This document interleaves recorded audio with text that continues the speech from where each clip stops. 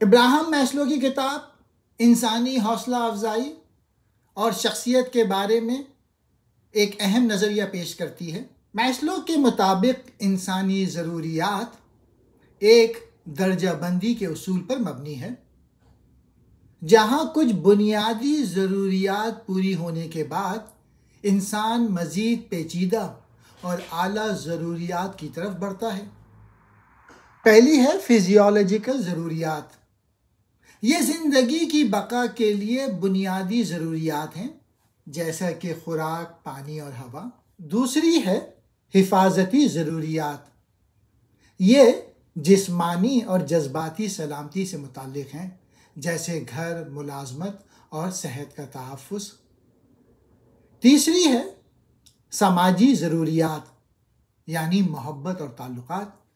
انسان کو دوسروں سے تعلقات اور معاشرتی تعلقات کی ضرورت ہوتی ہے، جیسے خاندان اور دوست۔ چوتھے نمبر پہ ہے عزت کی ضرورت۔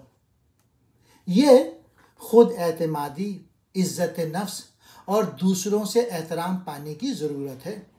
پانچویں ہے خود حقیقت پذیری، انگلش میں کہتے ہیں سیلف ایکچولائزیشن۔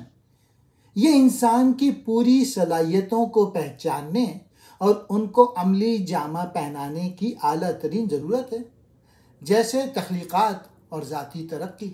میسلو کا کہنا ہے کہ جب انسان کی بنیادی ضروریات پوری ہو جاتی ہیں تو وہ زیادہ نفسیاتی اور جذباتی ضروریات کو پورا کرنے کی کوشش کرتا ہے۔ میسلو کا خیال تھا کہ انسان فطرتاً اچھائی کی طرف مائل ہوتے ہیں اور ان میں ذاتی ترقی کی خواہش موجود ہوتی ہے۔ شخصیت کی سب سے اعلیٰ سطح وہ ہوتی ہے جب ایک شخص اپنی پوری صلاحیتوں کو پہچانتا ہے اور انہیں حقیقت کا حصہ بناتا ہے، یعنی خود اعتمادی، تخلیقات اور ذاتی ترقی کی انتہا کو پہنچاتا ہے۔ ہر فرد کی شخصیت اس کے انفرادی تجربات اور ضروریات کے پورا ہونے کا طریقہ کار پہ منحصر ہوتی ہے۔ جیسے جیسے انسان اپنی بنیادی ضروریات کو پورا کرتا ہے، اس کی شخصیت زیادہ پیچیدہ اور متوازن ہوتی جاتی ہے۔ میسلو کا کہنا ہے کہ انسان کی شخصیت کا سماجی تعلقات، عزت نفس اور دوسروں سے وابستگی پر بھی گہرا اثر ہوتا ہے۔ ابراہم میسلو ایک مشہور امریکی ماہر نفسیات تھے، جنہوں نے انسانی حوصلہ افزائی اور شخصیت کے بارے میں اہم نظریات پیش کیے۔